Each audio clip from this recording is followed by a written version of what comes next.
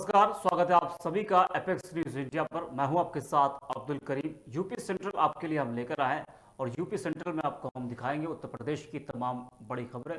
तो खबरों की शुरुआत करेंगे।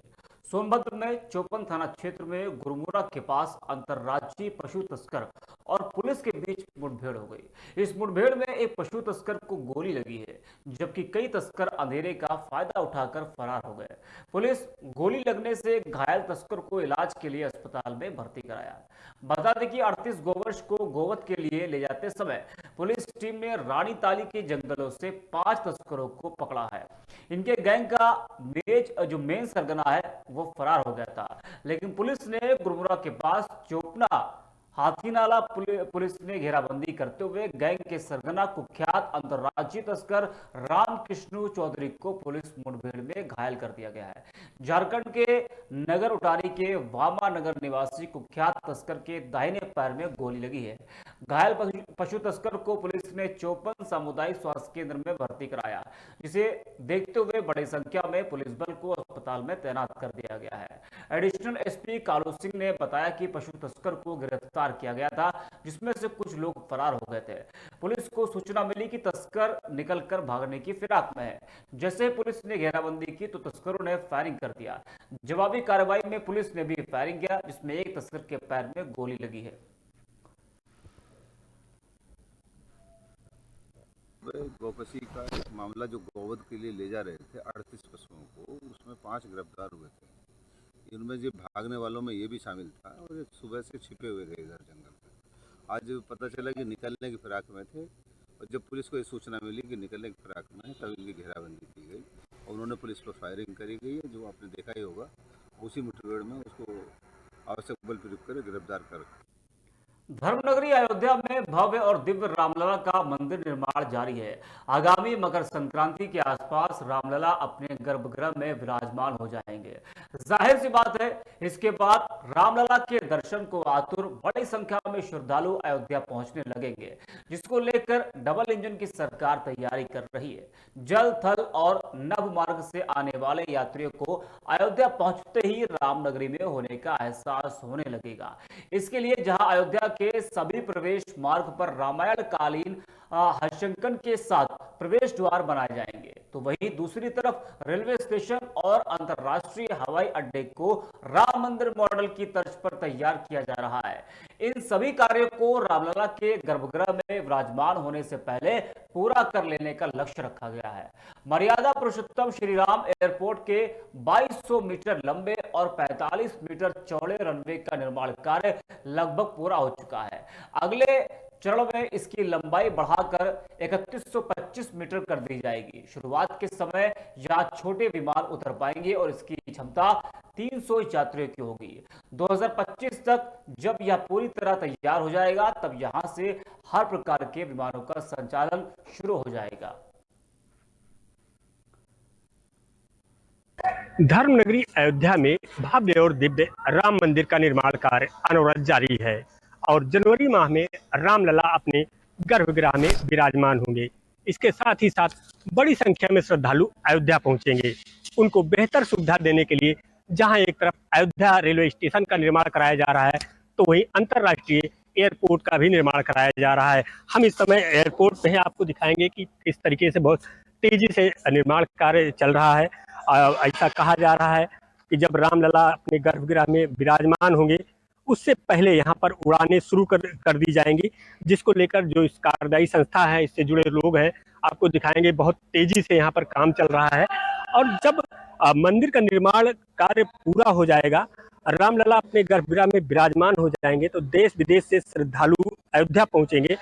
तो कुछ इस तरह से तैयारी है कि यहाँ आने वाले श्रद्धालुओं को एयरपोर्ट या रेलवे स्टेशन पर पहुंचते ही इस बात का एहसास हो जाए कि वो रामनगरी अयोध्या में है, या यूं कहें धर्मनगरी अयोध्या में है। तो कुल मिला के जो तैयारियां की जा रही हैं, यहाँ आने वाले श्रद्धालुओं को इस बात का एहसास। हमारे साथ कुछ लोग हैं यहाँ पे जो कि कार में जुटे हुए हैं, हम इनसे जानते हैं कि क्या है। क्योंकि जो एयरपोर्ट बन रहा है, किस तरह से निर्माण कार्य हो रहा है, बड़ी संख्या में यहाँ पे भक्त आएंगे, तो क्या सुविधाएं होंगी? देखो, एयरपोर्ट तो अभी ऑलमोस्ट लास्ट स्टेज पे है। एयरपोर्ट तो अभी ऑलमोस्ट लास्ट स्टेज पे, और ये जो मंदिर का जो स्ट्रक्चर आप देख रहे हो, तो जो पुरातन काल में जो मंदिर बने थे, तो ये थोड़ा मॉडर्न टाइप में बन रहा है, बट जो उसका जो आर्किटेक्ट एस्थेटिक लुक है, वो जो मॉडर्न जो पुरातन काल के मंदिर है वैसा आप अगर देख सकते हो, तो कॉलम का काम हो गया, तो मतलब जीआरसी शीट में अभी चल रहा है। और यहाँ पे मतलब अच्छी अच्छी कंपनी का काम कर रहे हैं, जैसे कांच का काम है, तो ब्लिक सिस्टम करके कंपनी है जो मल्टीनेशनल कंपनी है, वो कंपनी अभी ये जो कांच और जो आप मूल्यांकन देख रहे हो उसका काम कर रही है। और ऑलमोस्ट अभी नवंबर में ओपनिंग है, तो ऑलमोस्ट ये प्रोजेक्ट पूरा हैंड ओवर स्टेज पे है, तो मे बी अगर जनवरी में है तो शायद से उससे पहले इसका ओपनिंग हो जाएगा। लेकिन आए हैं, सरकार जो व्यवस्था कर रही है, जब अयोध्या श्रद्धालु पहुंचेंगे या पर्यटक पहुंचेंगे, तो उनको एयरपोर्ट और रेलवे स्टेशन पहुंचते ही इस बात का एहसास हो जाएगा कि हम धर्मनगरी अयोध्या में हैं। कैमरा सहयोगी अनूप कुमार के साथ एपेक्स न्यूज इंडिया, अयोध्या। देखिए, सारी बिल्डिंगें जो यहाँ बन रही हैं सब मंदिर मॉडल की बन रही हैं, चाहे वो स्टेशन हो, चाहे वह भविष्य में और भी सारे हवाई अड्डा हो, मेडिकल कॉलेज हो, या जो नए जिसका भविष्य में शिलान्यास माननीय प्रधानमंत्री जी करने वाले हैं, नए भवन हैं, उन सबको मंदिर मॉडल बनाया जाएगा, जिससे कि उनको यह एहसास हो कि हम अयोध्या में उतरे हैं, और सारी सुविधाओं से युक्त यह स्टेशन बनाया जाए। दोनों ही चीजें, जो हवाई अड्डा है और रेलवे स्टेशन है, दोनों ही राम मंदिर के तर्ज पे ही बनाया जा रहा है। उसके आसपास ही उसका निर्माण किया जा रहा है, जो जहां तक मुझे लग रहा है बहुत ही अच्छा है। और जो हमारी सरकार है उसकी सोच भी काफी अच्छी है कि हाँ, जो बाहर के पर्यटक है और जो यहाँ के लोग हैं वो बाहर जा भी सकते हैं अच्छे से, और वहां से लोग बाहर से आ भी सकते हैं। जैसे आने जाने से हमारी जो संस्कृति है, जो हमारे तौर तरीके हैं, जो हमारी संस्कृति की और चीजें हैं, बाहर तक पहुंच सकती है। और वहां जब लोग बाहर जाएंगे, हमारे यहाँ के लोग, तो वहां से भी काफी चीजें लेके आएंगे, नए तरीके लेके आएंगे, नए ढंग लेके आएंगे, नए रोजगार लेके आएंगे, नई सोच लेके आएंगे, जो मुझे लगता है कि यहाँ के लिए काफी लाभदायक होगा, और यहाँ पे विकास के लिए और रोजगार के लिए वो कहीं ना कहीं कारगर सिद्ध होगा। बस मैं यही कहना चाहूँगा कि अयोध्या जो है, जैसा कि प्रभु श्री राम की पावन जन्मभूमि है ये, और जो भी यात्री इस एयरपोर्ट पर आएगा, उसको आते के साथ ही ये एहसास होगा कि मैं इस पावन धरती पर अपने कदम रख चुका हूँ, क्योंकि हमारा जो एयरपोर्ट है अयोध्या का, वो बिल्कुल राम मंदिर के तर्ज पर बनाया जा रहा है, और उसको ये एहसास रहेगा, और तमाम सुविधाएं हमारी देने की कोशिश है, जैसे कि एक अंतर्राष्ट्रीय स्तर का एयरपोर्ट पर रहती हैं, उस तरह की सुविधाएं इस एयरपोर्ट पर भी सभी यात्रियों को मिलेगी। एयरपोर्ट की तैयारी हमारी जोरों से चल रही है, और हम जल्द ही सुविधाएं देने की है। तो अयोध्या की खबर हमने आपको बताई, जहां भव्य राम मंदिर के साथ भव्य अंतर्राष्ट्रीय एयरपोर्ट का भी निर्माण हो रहा है, और ये कहा जा रहा है जल्द ही एयरपोर्ट का निर्माण पूरा कर लिया जाएगा। साथ ही जो रेलवे स्टेशन बन रहा है उसका भी निर्माण कार्य तेजी से चल रहा है। तो बढ़ेंगे अपनी अगली खबर की तरफ। ज्ञानवापी मामले में इलाहाबाद हाईकोर्ट के आदेश से बीते 4 अगस्त से एसआई के सर्वे का काम दोबारा शुरू किया गया था। वाराणसी की जिला अदालत ने बीते 5 अगस्त को एसआई की अर्जी स्वीकार करते हुए ज्ञानवापी परिसर की सर्वे रिपोर्ट 2 सितंबर तक पेश करने का आदेश दिया था। वाराणसी के बहुचर्चित ज्ञानवापी परिसर में भारतीय पुरातत्व सर्वेक्षण एसआई के सर्वे के मद्देनजर सुरक्षा व्यवस्था में तैनात रहने वाली बाहर से आई पुलिस फोर्स के ठहरने का समय अग्रिम आदेश तक बढ़ा दिया गया है। इस आधार पर यह संभावना जताई जा रही है कि ज्ञानवापी में एसआई के सर्वे की समय सीमा भी बढ़ाई जाएगी। ज्ञानवापी में इलाहाबाद हाईकोर्ट के आदेश से बीते 4 अगस्त से एसआई के सर्वे का काम दोबारा शुरू किया गया था। मौजूदा समय में एसआई की 20 सदस्यीय टीम सर्वे के लिए शहर में मौजूद है। इसमें हैदराबाद से आए जीपीआर तकनीक के विशेषज्ञ भी शामिल है। जिला जज डॉक्टर अजय कृष्ण विश्वेश की अदालत ने बीते 5 अगस्त को एसआई की अर्जी स्वीकार करते हुए ज्ञानवापी परिसर की सर्वे रिपोर्ट 2 सितंबर तक पेश करने का आदेश दिया था। वहीं 2 सितंबर को देखने लायक होगा कि एसआई ज्ञानवापी के सर्वे से संबंधित अपनी रिपोर्ट जिला जज की अदालत में पेश करती है या फिर समय सीमा बढ़ाने का अनुरोध करती है।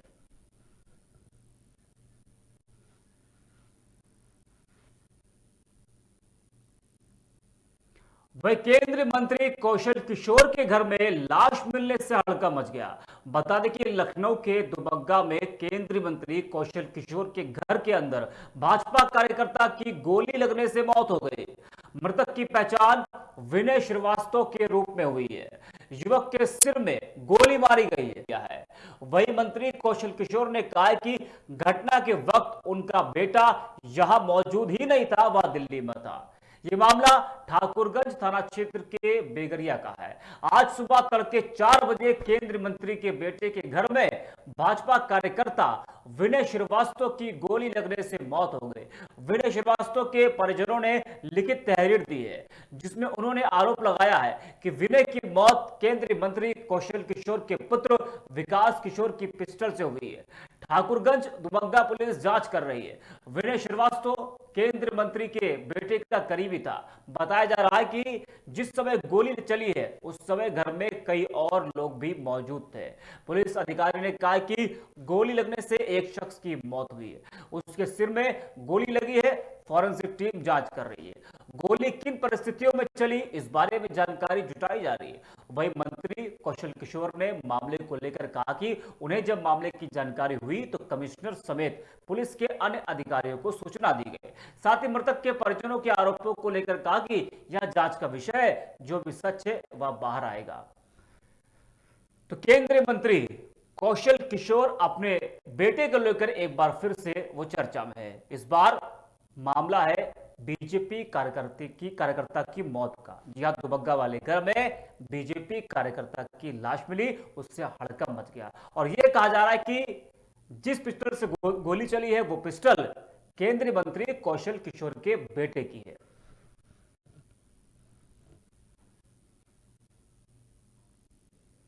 अयोध्या में इन दिनों सावन झूला मेला चल रहा है। मेले की सुरक्षा व्यवस्था बनाए रखने के लिए आसपास के जिलों से पुलिसकर्मियों की ड्यूटी लगाई गई है।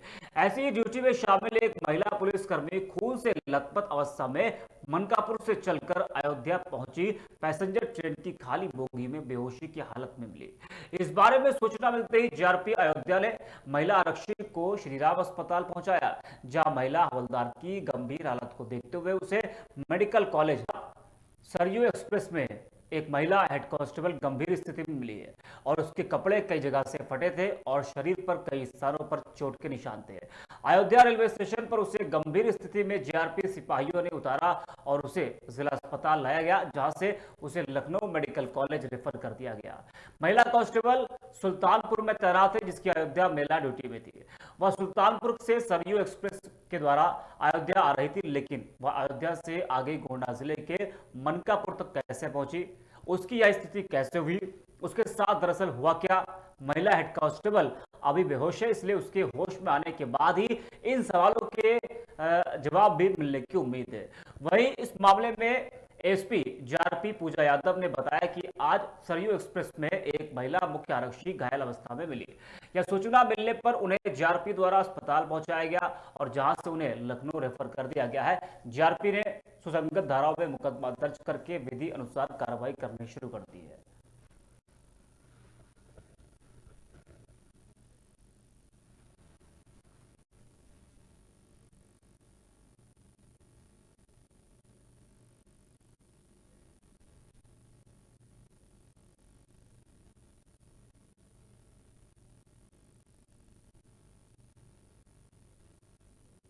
यहाँ वक्त हो गया एक छोटे से ब्रेक का। ब्रेक के बाद जल्द हाजिर होंगे।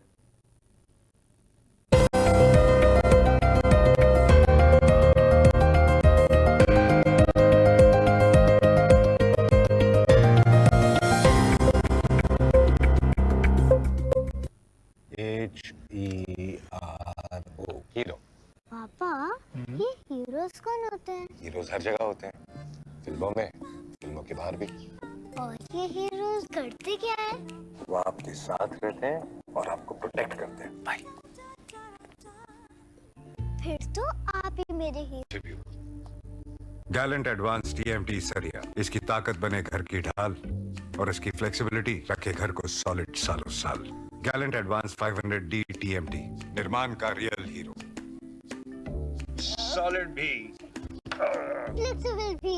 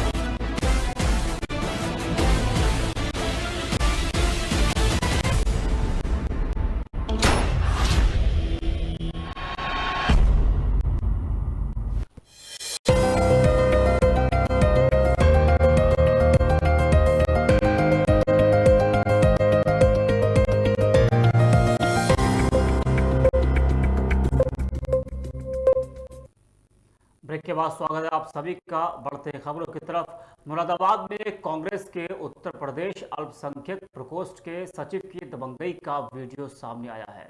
इसमें कांग्रेस नेता अफसर अंसारी एक युवक का कॉलर पकड़कर उसे जबरन घसीटते हुए अपने घर लेकर जा रहे हैं। रास्ते में मिलने वाले लोग कांग्रेस नेता अफसर अंसारी से कुछ पूछने की हिम्मत भी नहीं कर पा रहे और यह वीडियो सोशल मीडिया पर खूब वायरल हो रहा है। इस वायरल वीडियो में अफसर अंसारी की पार्षद पत्नी शाहीन अंसारी का कार्यालय नजर आ रहा है। शाहीन अंसारी मुरादाबाद नगर निगम के वार्ड 52 की मौजूदा कांग्रेस की पार्षद है। वायरल वीडियो में पार्षद के कार्यालय में काफी लोग बैठे भी नजर आ रहे हैं। फिर एक वसीम नाम का व्यक्ति जोर से कहता है कि पहले पैर पकड़े हैं, अब दोबारा पैर पकड़ो। जी हाँ, वसीम नाम का व्यक्ति किसी से कहता है कि वीडियो बनाओ और इस दौरान दबंग कांग्रेस नेता दोनों हाथ कमर पर बांधे खड़े हैं। तस्वीरें भी आपको हम दिखा रहे हैं किस तरीके से अपने पैर भी छुआ है और इसका वीडियो सोशल मीडिया पर तेजी से वायरल हो रहा है। तस्वीरें आपके सामने हैं। मुरादाबाद में कांग्रेस नेता की दबंगई का वीडियो सामने आया है और इसके बाद अफसर अंसारी जो कि कांग्रेस के नेता है उन पर तमाम सवाल भी खड़े हो रहे हैं और कहा जा रहा है कि उनकी पत्नी पार्षद है, एक युवक को घसीटते हुए ले जा रहे हैं कॉलर पकड़कर। उसके बाद उन्होंने उस युवक से पैर भी छुआए। सोशल मीडिया पर यह वीडियो तेजी से वायरल है।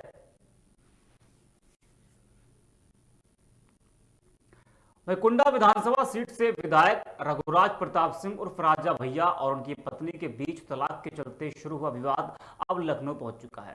राजा भैया की पत्नी भानवी सिंह ने अपने ट्विटर हैंडल से मुख्यमंत्री योगी आदित्यनाथ से न्याय की गुहार लगाई है। जी हां, एक्स में बीते साल 30 सितंबर 2022 को हजरतगंज कोतवाली में दी गई तहरीर पर कार्रवाई करने की मांग की है। इस हाई प्रोफाइल मामले में पुलिस अधिकारियों का कहना है कि उनको सोशल मीडिया के जरिए इसकी जानकारी हुई, मगर हाल में लिखित तौर पर किसी ने भी थाने में ना तो कोई तहरीर दी है और ना ही कोई शिकायत की है। मामला 1 साल पुराना है, लिहाजा जो शिकायत का जिक्र किया गया है उसके बारे में हजरतगंज थाने में जानकारी जुटाई जा रही है। आपको बता दें कि भानवी सिंह ने इस मामले में 30 सितंबर 2022 को हजरतगंज कोतवाली में एक तहरीर दी थी। इसमें पत्नी ने आरोप लगाया था कि अक्षय प्रताप सिंह उर्फ गोपाल जी ने अपने साथियों के साथ मिलकर भानवी के द्वारा बनाई गई फार्म सारंग इंटरप्राइजेस के नाम पर खरीदी गई संपत्तियों पर कब्जा करने के लिए फर्जी दस्तावेज तैयार करवाए। उन्होंने तहरीर में अक्षय प्रताप सिंह और उनके लोगों पर एफआईआर भी दर्ज करने की मांग की। दूसरी तरफ भानवी ने लखनऊ सिविल जज के कोर्ट में साल 2021 में दायर किए गए रेगुलर सूट की कॉपी भी ट्वीट की और इसमें भानवी सिंह ने अपनी सगी छोटी बहन पर पति रघुराज प्रताप सिंह के साथ रिश्तों को लेकर भी आरोप लगाया। भानवी सिंह ने 30 सितंबर 2022 को दी गई तहरीर पर कार्रवाई की मांग की और अब राजा भैया की पत्नी ने सीएम योगी से न्याय की गुहार लगाई है।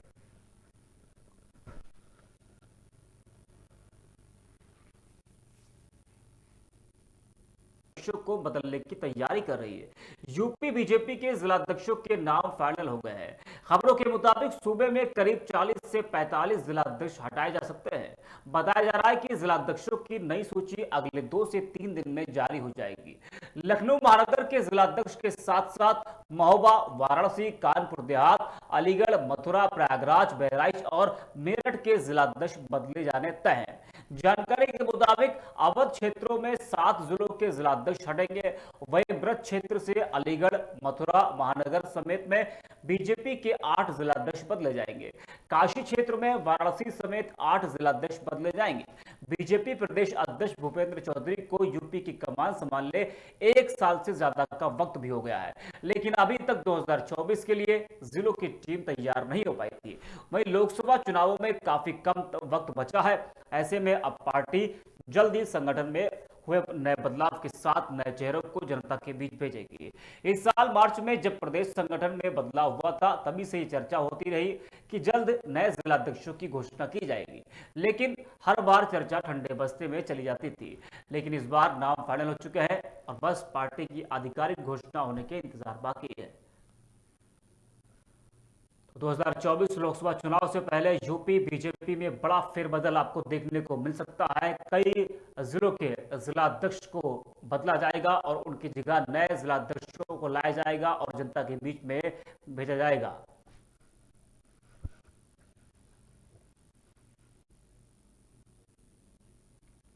बांदा से खबर है, जहां ने ऑपरेशन करके दोनों पैरों को ठीक कर दिया और युवक अपने पैरों में चलने लगा। आपको बता दें कि महोबा जनपद के रिवाई सुनेचा का रहने वाला मनोज, जिसकी उम्र 30 वर्ष है, जी हाँ, वो एक मजदूर है और मनोज दिल्ली में मजदूरी करके अपने बूढ़े पिता लच्छू, पत्नी सुनीता और 5 वर्ष की जो बच्ची है दिव्यांशी का पालन पोषण करता था कि एक दिन अचानक उसे बुखार आ गया और इलाज के दौरान टीबी का भी उसे मर्ज हो गया। टीबी का इलाज कराने के बाद अचानक एक दिन मनोज के दोनों पैरों ने काम करना बंद कर दिया। देश के कई जनपदों में इलाज कराया लेकिन मनोज ठीक नहीं हो सका। वहीं जब मनोज विकलांग प्रमाण पत्र बनवाने के लिए बांदा के सनी दुर्गावती मेडिकल कॉलेज के neurosurgeon doctor Arvind Kumar Jha से मिला तो डॉक्टर अरविंद कुमार ने मनोज को ऑपरेशन कराने की सलाह दी। मनोज तैयार हो गया और डॉक्टर अरविंद और उनकी टीम ने पिछले हफ्ते मनोज की रीढ़ की मोटी नस जिसमें गांठ थी, जिसकी वजह से मनोज के दोनों पैर काम नहीं कर रहे थे। डॉक्टर अरविंद ने ऑपरेशन करके गांठ निकाल दी और गांठ निकालने के बाद धीरे धीरे मनोज अपने दोनों पैरों में खड़ा हो गया। मनोज के दोनों पैरों पर ठीक होते ही उसके परिवार की खुशियां भी लौट आई हैं।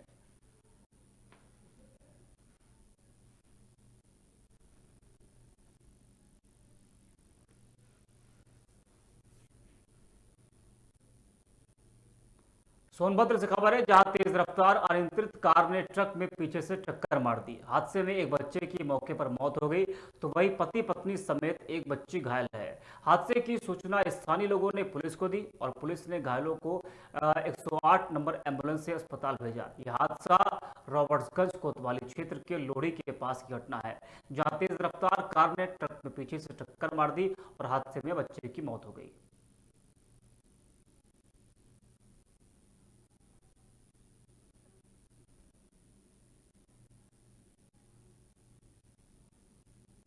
फिलहाल के लिए खबरों में बस इतना ही। देश और दुनिया की तमाम बड़ी खबरों के लिए आप देखते रहिए एपेक्स न्यूज इंडिया।